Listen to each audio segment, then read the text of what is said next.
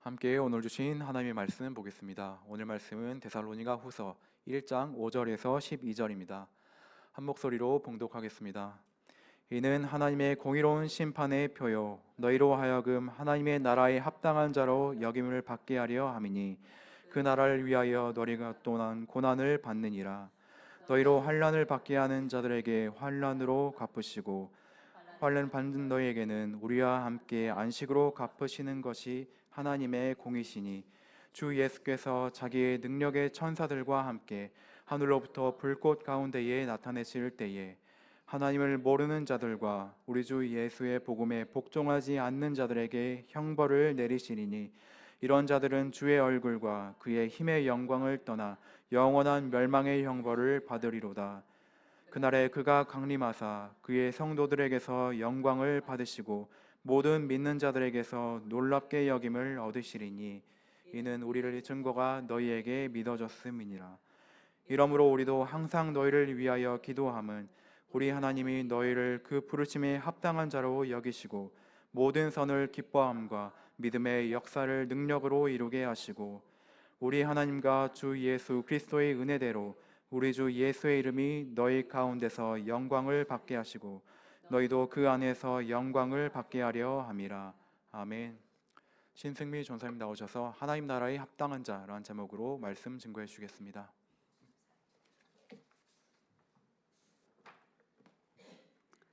드디어 오늘부터는 데살로니가후서 말씀이 시작됩니다. 하나님은 역사의 시작이 되고 마무리가 되시는 분이십니다. 아브라함을 택하사 그의 후손을 통하여 히브리 민족을 만드시고 그 히브리 민족을 통하여 언약을 성취하기 시작하십니다. 그 증거가 누구십니까? 바로 이 땅에 오신 하나님의 아들 예수 그리스도가 되십니다. 예수 그리스도를 이 땅에 보내사 본디오 빌라도에게 고난을 받으사 십자가에 못 박혀 죽으시고 장사한 지 사흘 만에 다시 살아나시사 온 인류를 구원해 주셨습니다. 그리고 그 예수 그리스도는 언젠가 다시 이 땅 가운데 오시게 되실 것입니다. 이것이 바로 기독교의 직선적인 역사관입니다. 인류의 역사는 불교나 힌두교 혹은 다른 종교들이 말하는 것처럼 돌고 도는 그런 원형이나 윤회에 의한 순환관이 절대로 아닙니다. 그리스도의 죽으심, 부활, 재림, 심판, 하나님의 나라로 이어지는 직선적인 역사관인 것입니다. 데살로니가 전서와 후서에는 바로 이런 기독교의 역사관이 곳곳에 잘 표현되어져 있습니다. 데살로니가 후서는요, 교회의 평화를 해치고 있는 그 교회, 데살로니가 교회 안에 있는 세 부류의 무리들에 대해서 경고를 하고 계십니다. 첫 번째 무리는 어떤 무리였냐면 믿는 자들을 핍박하는 핍박자들에 대해서 말합니다. 그 핍박자들에 대한 것은 특별히 오늘 본문 말씀인 1장 5절 말씀에 보면 자세하게 나옵니다. 핍박하는 이들에 대한 하나님의 공의로운 심판에 대해서 하나님이 경고하고 계십니다. 두 번째, 교회의 평화를 해치는 두 번째 무리가 있었는데 그들은 몇몇의 거짓 교사들이었습니다. 그들이 왜 거짓 교사였냐면요, 이미 벌써 예수 그리스도가 이 땅에 재림하셨다, 이렇게 거짓말로 믿는 자들을 유혹하는 불법의 자들이다라고 성경은 말씀하고 계십니다. 이들 때문에 사도 바울은 뭐라고 얘기하고 있냐면요, 내가 너희에게 있을 때 너희에게 들려주었던 예수 그리스도의 진리의 말씀 안에 너희는 굳건하게 설지어다. 그렇게 사도 바울은 다시 한번 데살로니가 후서를 통하여 그들에게, 초대교회 성도들에게 강조하고 계십니다. 세 번째 무리는 아마 여러분들이 충분히 추측할 수 있는 무리입니다. 바로 규모 없는 자들을 경고하고 계십니다. 성경은 이렇게 규모 없는 자들을 향하여 뭐라고 말씀하시느냐? 게으른 자들이다 라고 그렇게 말씀하십니다. 이 규모 없는 자들에 대해서는 데살로니가 후서에 좀 더 구체적으로 설명하고 계시는데요, 그들은 무책임하고 참견하기를 좋아하며 진리의 말씀을 무시하는 자들이다 라고 설명하고 계십니다. 그래서 바울은 그들을 향하여 출교에 가까운 명령을 엄중하게 내리고 있습니다. 이 세 부류에 대해서 경고하고 계시면서 뭐라고 이야기하고 있는 거냐면, 이 데살로니가 후서에서는요, 그러니 데살로니가 성도들이여, 너희는 아직 오지 않으신 예수 그리스도께서 오시는 그날까지 소망 안에서 기다리며 믿음 안에서 나아가며 너희는 그리스도의 성품과 능력으로 성장할지어다 라고 말씀하시는 것이 바로 데살로니가 후서 전체의 내용이라고 생각하시면 되는 것입니다. 자, 데살로니가 이제 후서 1장 말씀으로 들어가 보도록 하겠습니다. 데살로니가 교회를 개척했던 바울은요, 교회를 향하여 이렇게 명하고 있습니다. 데살로니가후서 1장 1절에 보면 하나님 우리 아버지와 주 예수 그리스도 안에 있는 데살로니가인의 교회요. 비록 자기가 개척했지만 그 교회는 어떤 교회입니까? 하나님의 교회요, 그리스도의 교회라고 고백하고 있습니다. 그러면서 은혜와 평강으로 그들을 축복하고 인사합니다. 3절과 4절에 가면요, 바울은 하나님의 은혜에 대하여 깊이 감사를 올려드립니다. 바울이 감사를 올려드릴 수밖에 없는 이유가 나옵니다. 그것이 바로 3절과 4절에 나오는데요, 데살로니가 성도들은 환난과 핍박 속에서도요, 그들은 서로가 서로를 사랑했습니다. 그리고 그들은 서로가 서로 사랑함으로 말미암아 그 안에 하나님의 은혜와 그 충만함과 긍휼하심이 가득했습니다. 그러다 보니 어떤 일이 일어날까요? 그들의 믿음과 신앙이 날마다 자라가게 되는 것입니다. 여러분, 차가운 우리가 알고 있는 남극과 북극에도요, 여름이 오면 그 꽝꽝 얼었던 땅이 녹아내리면서, 무엇 때문에 녹아내릴까요? 뜨거운 태양 때문에. 그 지표면에 얼어있던 그 모든 얼음들이 녹아내리며 북극과 남극에도 여름이 왔을 때 초록으로 물들게 됩니다. 꽃도 핍니다. 장관이겠지요. 역시 마찬가지로 교회 안에 성도들이 서로가 서로를 사랑하고 날마다 기도함으로 은혜가 충만하게 될 때 그 교회는 어느 나라, 어느 곳에 있는 교회이든지 그곳에 있는 성도님들은 푸른 풀밭처럼, 아름다운 꽃처럼, 그리고 참으로 거대한 나무처럼 성장하게 되는 것입니다. 데살로니가 후서 1장 5절 말씀 앞에 부분만 함께 보겠습니다. 시작. 이는 하나님의 공의로운 심판의 표요. 무엇이 하나님의 공의로운 증표다라고 이야기하고 계시냐면요, 바로 환난받는 너희 성도들이여, 너희가 환난과 핍박을 받는 그 고난이야말로 하나님의 공의의 심판의 증표이다, 그렇게 말씀하고 계십니다. 성도가 이 세상에서 고난을 받고 믿음을 지키는 것이 어떻게 하나님의 공의로운 심판의 표식이 된다는 것일까요? 우리는 이 부분이 좀 궁금합니다. 왜냐하면요, 왜 이것이 그리스도인의 고난이 왜 하나님의 심판의 표식이라고 말씀하시냐면 그 첫 번째 이유는 이것 때문입니다. 그리스도인에게 있어 고난은 필연적이기 때문입니다. 그리스도의 고난이 언제 나타납니까? 예수를 막 믿었을 때요? 아니요, 그건 누구도 모릅니다. 하나님의 경륜에 따라 어떤 사람들은 젊을 때에 그것을 겪을 수도 있고요, 중년의 때에 겪을 수도 있고 노인이 되었을 때 겪을 수도 있습니다. 그 모든 때는 오직 하나님의 손에 있는데, 그러나 모든 그리스도인들은 반드시 고난과 환난을 겪는다는 것입니다. 말씀을 보겠습니다. 요한복음 16장 33절 후반절 말씀과 요한복음 17장 14절 말씀을 이어서 함께 보겠습니다. 시작. 세상에서는 너희가 환난을 당하나 담대하라, 내가 세상을 이기었노라. 아멘. 내가 아버지의 말씀을 그들에게 주었사오매 세상이 그들을 미워하여 싸우니 이는 내가 세상에 속하지 아니함 같이 그들도 세상에 속하지 아니함으로 인함이니이다. 아멘. 여러분, 세상은요, 예수님을 죽이기까지 미워했습니다. 세상이 예수님을 그토록 미워했다면 예수님의 제자인 우리를 미워하는 것은 마땅한 일이라는 것입니다. 당연한 일이라는 것입니다. 또한 이러한 고난의 시간은요, 바로 성도를 자라게 하시고 경고케 하시는 도구와 수단으로 사용되고도 있습니다. 하나님께서는 그리스도인들을요, 온실 속의 화초처럼 자라게 하지 않으십니다. 그리스도인이 살아온 그리고 앞으로 살아가게 될 환경은요, 절대로 온실이 아니라는 것을 기억해 주셨으면 합니다.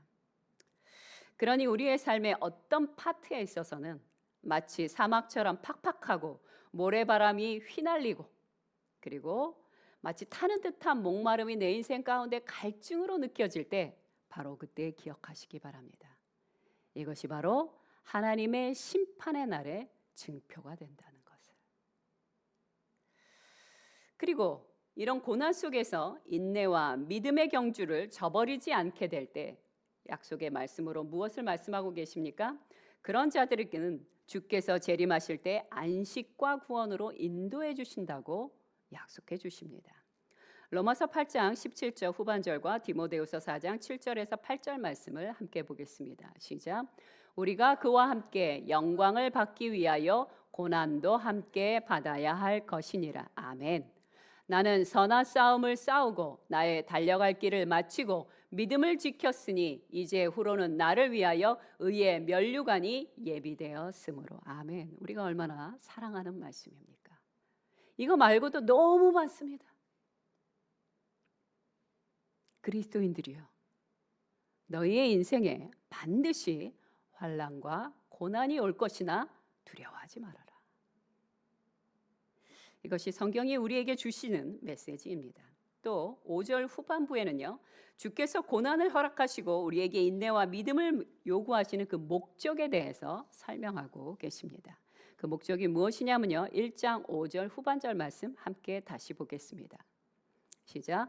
너희로 하여금 하나님의 나라에 합당한 자로 여김을 받게 하려 함이니. 아멘.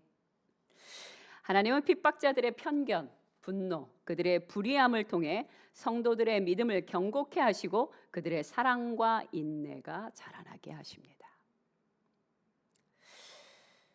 이러한 성장이 쌓여가게 될 때 우리는 어떤 사람으로 변해가는 것이에요? 하늘의 유업을 받기에 적합한 그리스도인의 성품과 능력으로 성숙해가는 것이에요. 이러한 성장과 성숙은 우리를 더 큰 자유로 인도해 주십니다. 어떻게 하냐고요?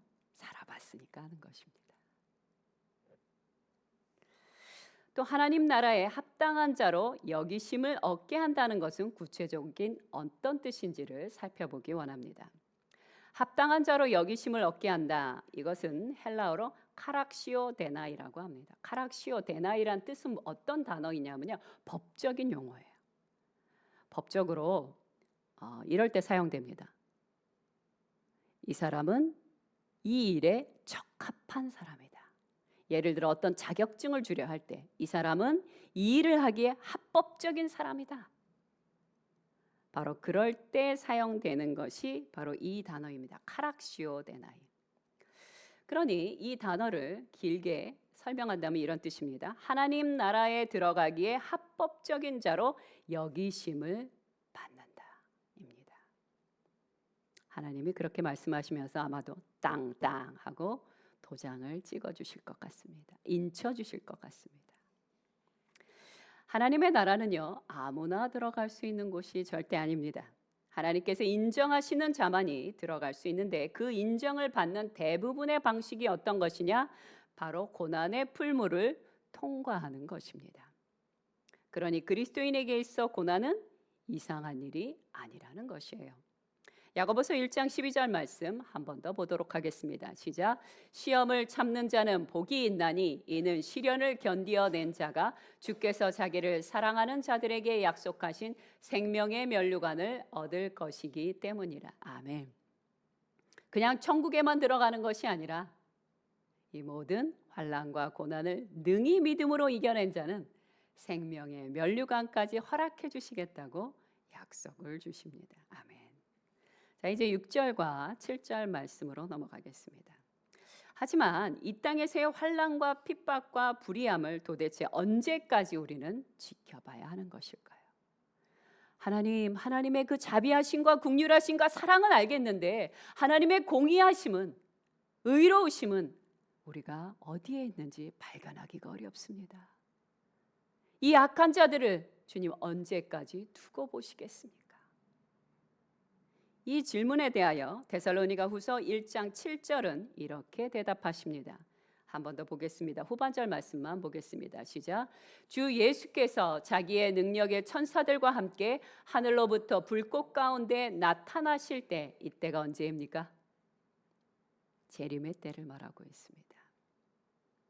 불꽃은요, 두 가지 특징을 갖고 있습니다. 하나님의 영광을 뜻하기도 하고요, 소멸하는 특징을 갖고 있습니다. 불꽃 같은 하나님의 영광이 이 땅 가운데 오실 때 이 땅의 모든 죄악과 죄인들이 불로 소멸되는 것입니다. 하나님께서는 포도를 짓눌러 으깨듯이 믿는 자를 핍박하고 있는 이 데살로니가에 있는 이 핍박자들에 대하여 그대로 갚아주신다고 하십니다. 어떻게 갚아주신다고요? 환난을 주는 자에겐 그의 나머지의 삶도 환난을 당하게 될 것이다 라고 말씀하십니다. 또한 고난을 받은 자들은 믿음으로, 지킨 자들은 안식으로 허락하여 줄 것이다 라고 7절에서 말씀하고 계십니다. 공의로우신 하나님은 악을 행하는 자들을 지옥의 도가니로 심판해 주십니다. 마태복음 24장 51절 말씀 함께 보겠습니다. 시작. 엄히 때리고 외식하는 자가 받는 벌에 처하리니 거기서 슬피 울며 이를 갈리라. 그들은 그때서야 자신의 지나온 이 땅에서의 삶을 후회하며 이를 갈며 울 것이다 라고 얘기하십니다. 또한 하박국 3장 13절 후반절 말씀도 함께 보겠습니다. 시작. 악인의 집에 머리를 치시며 그 기초를 바닥까지 드러내셨나이다. 아멘. 그러니 이 땅에서 보상받지 못했다 해도 억울해하지 않으셔도 됩니다. 도리어 내가 당하는 환난과 어려움이 하나님의 공의로운 심판의 표식이 됨을 확신하며 여러분 소망 안에서 살아가시기 바랍니다. 에베소서 3장 13절 말씀도 함께 보겠습니다. 시작. 그러므로 너희에게 구하노니 너희를 위한 나의 여러 환난에 대하여 낙심하지 말라. 이는 너희의 영광이니라. 아멘. 근데 제가요 조금 살아보니까요, 이 땅에서 악하고 죄를 지은 자들은요 꽤 많이 그 심판을 받고 있더라고요. 그러니 오래 사시기 바랍니다.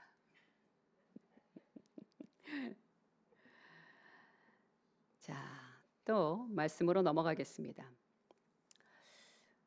뭐라고 말씀하시냐면요, 예수께서 다시 오실 때 과연 어떤 사람이 심판을 받게 될 것인가 라는 질문에 대하여 8절에서 말씀하십니다. 어떤 자들이 심판을 받냐면요, 하나님을 모르는 자와 진리의 말씀에 순종치 않은 자들은 반드시 심판을 받을 것이다 라고 말씀하고 계십니다. 그들은 의도적으로 고의적으로 하나님을 거부했으며 복음을 거절한 자들이기 때문입니다. 그렇다면 그들이 받게 될 형벌은 무엇일까요?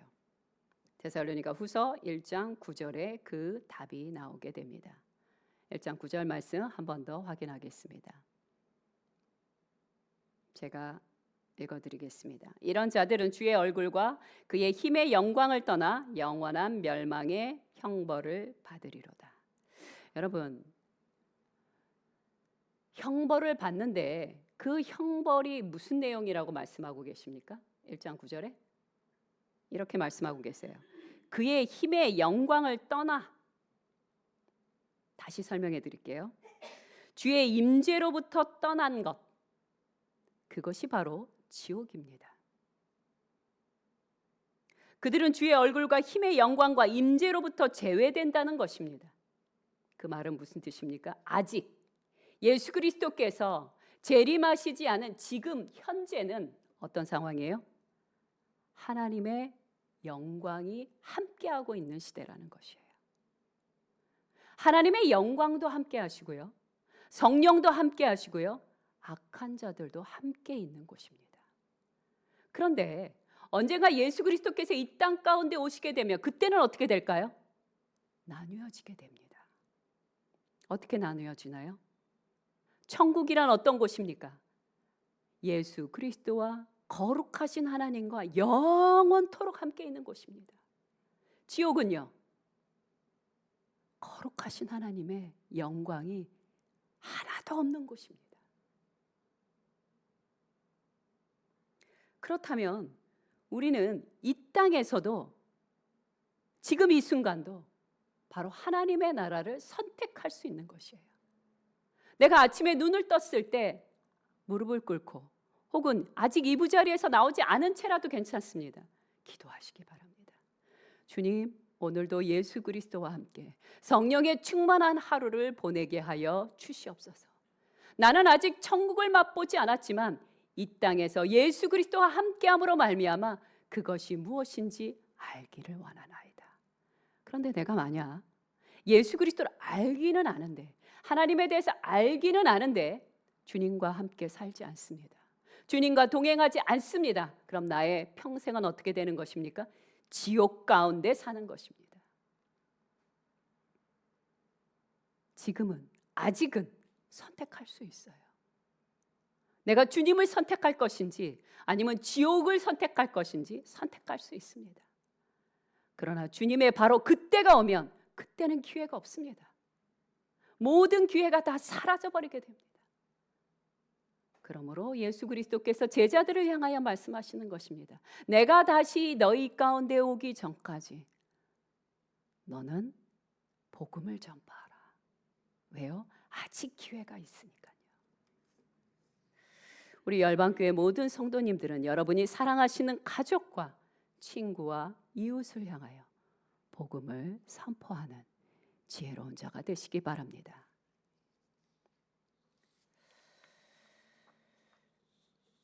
오래전부터 유행했던 불교의 이 윤회 사상은요, 오늘날 세련된 현대의 옷을 입고 뉴에이지 사상에 편승되어 전 세계로 확산되어 가고 있습니다.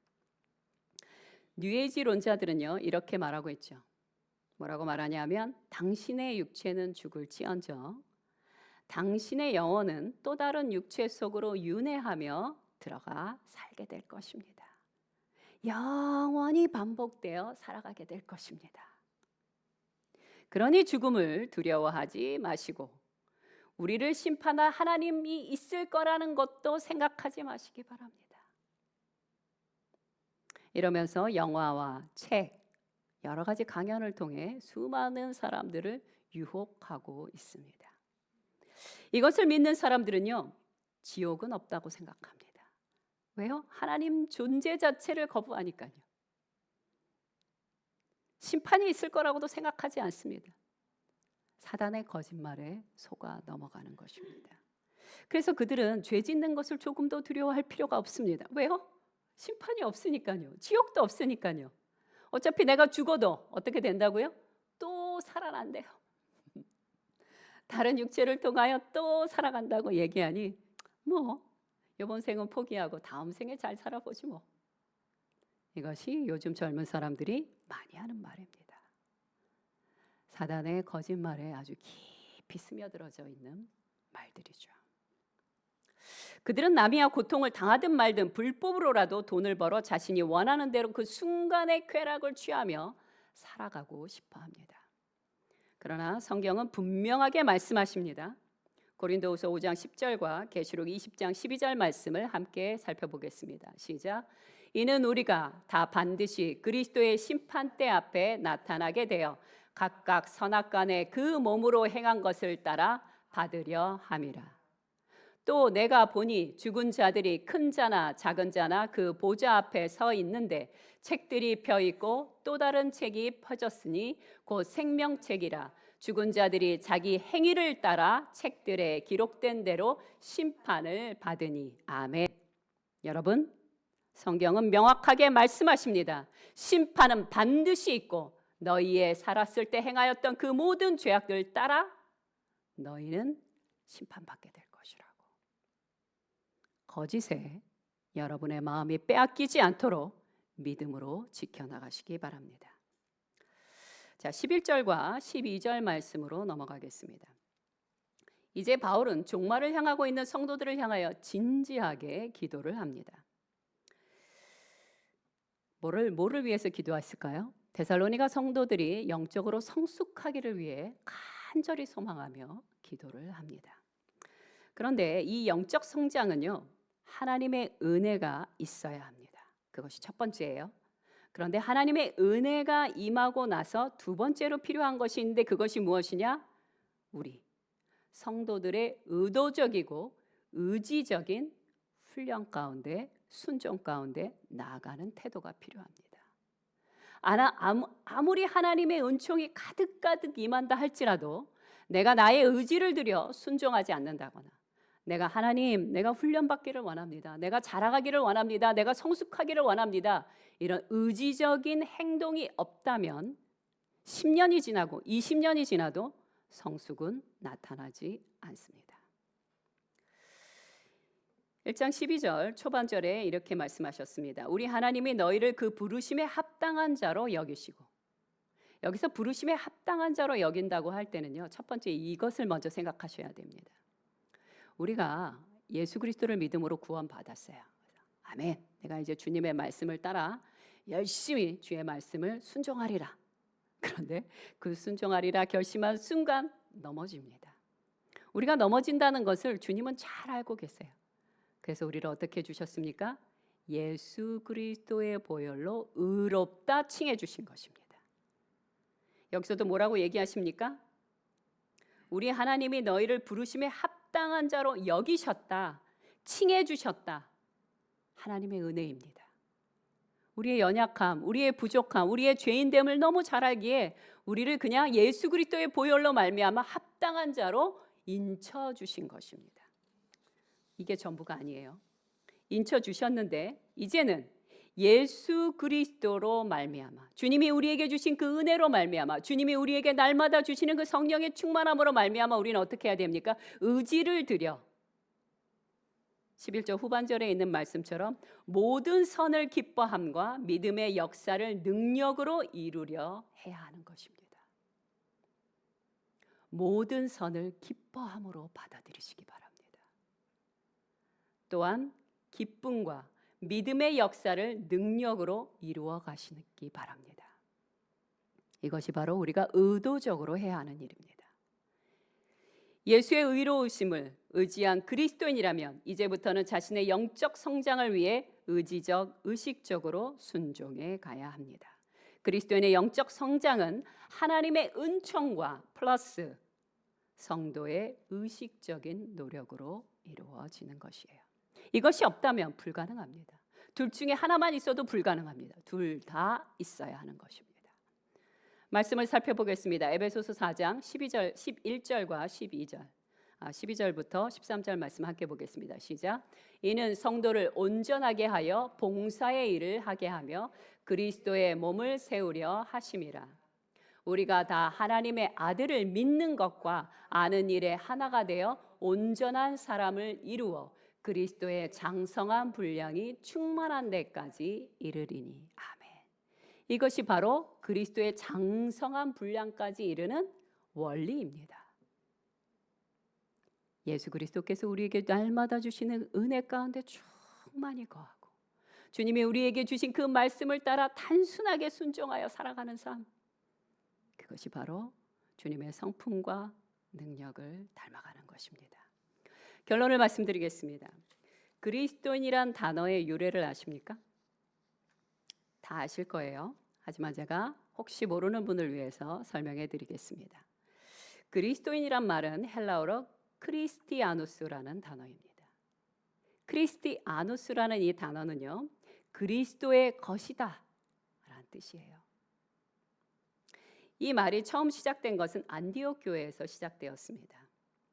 사도행전 11장에 보면 바나바는요, 바울을 찾으러 다소까지 가게 됩니다. 다소에 있는 바울을 설득해서 바울에게 함께 사역하자고 안디옥으로 데려옵니다. 그래서 안디옥에 오게 된 바울은 그곳에 있는 성도님들과 함께 1년 동안 하나님 앞에 헌신하고 봉사하고 메시지를 전하게 됩니다. 바울의 메시지가 참으로 강력했기 때문에 안디옥 교회가 크게 부흥을 하게 돼요. 교회가 크게 부흥하고 그 아름다운 모습을 보며 주변 사람들은 뭐라고 불렀냐? 그리스도의 사람들이다. 그리스도인이라고 부르기 시작한 것입니다. 우리나라에서는요, 외국인들이 대한민국 국민으로 이렇게 귀화하려고 할 때 생각보다 상당히 까다롭게 한다고 합니다. 시험이요. 여기서 태어나서 여기서 자란 사람이 시험을 봐도 어려울 정도로 그렇게 시험이 꽤나 어렵다고 합니다. 시험도 어렵고 절차도 꽤나 복잡하다고 합니다.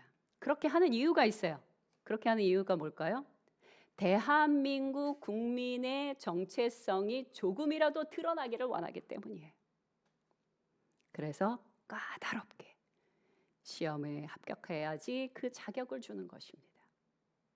마찬가지로 그리스도인이라는 단어 자체는요, 그 단어 안에 무엇이 숨겨져 있습니까? 모든 말하는 것과 행하는 것과 생각하는 것과 모든 삶의 영역에 있어서 바로 그리스도의 모습이 드러나야 한다는 것이에요.